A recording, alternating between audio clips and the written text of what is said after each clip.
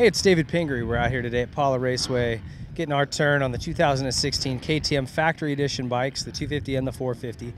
And we've already put a bunch of motos on these things, having a ball, just trying to kind of get a feel for what these Factory Edition bikes are like, and also an idea of what's coming in 2017, because essentially these bikes are the 2017 models. So with the 450 is where we started today.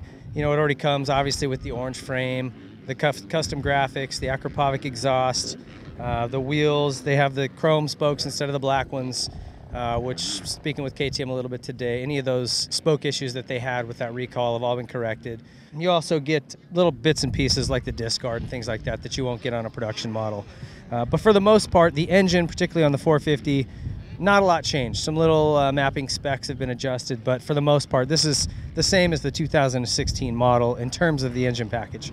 The big change for this bike is the air fork, and that's something we knew was coming for a long time. Today was my first day on KTM's air fork, and I've been hearing good things about it, that it's better than the other air forks. I'm a little bit of a skeptic on the air forks, but we did get those things working pretty well today. The 450 in the rear is a little oversprung for me, so we had a hard time trying to keep a balance and also getting it to work right. But as far as the action of the fork itself and the feel of it, it's pretty good.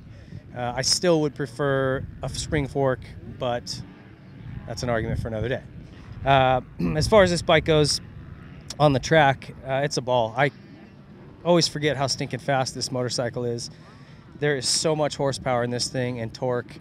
I kept having to just tell myself to leave the clutch alone and use the gears, use the motor, let it work. And it was a lot of fun. A lot of arm pump involved for me on this machine, just so much horsepower. But I did have a good time. Where I really enjoyed myself today is on the 250. And this obviously has Jesse Nelson's number on it here, the full TLD kit. And you get the same things with this. The air fork is the big feature. Some small mapping specs as far as the engine goes. And they did a gearing change also on this FE edition, different counter and rear. So it kind of mimics more of what a Japanese bike would feel like. Typically on a KTM 250, you're going to be a gear higher than what you would be on one of those. And so this gets you more into that range where you're in second and third a lot instead of third and fourth. I liked it. I think most people are going to like that gearing change, and I'm pretty sure that's what's coming on the 17. In terms of suspension, I actually got this thing working really well. The shock spring is perfect for my weight at about 170, and we got the air fork working great. Made some, a few little changes. We actually went down from what the standard recommendation is, stiffened the clickers a little bit, but we had gone out on them. I think we were 19 out on our compression is where we wound up, and I was really happy with it. I'd have to go back to back with the spring fork to see what I liked best, but I was really happy with the way this bike worked.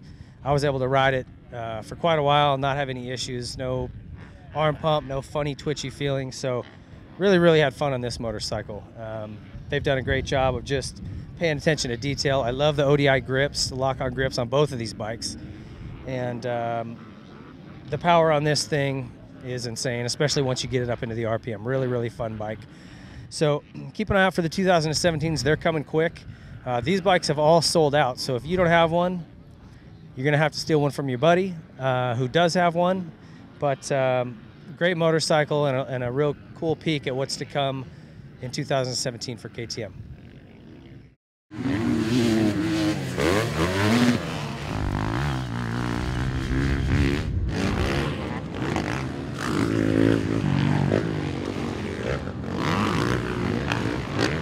Yeah.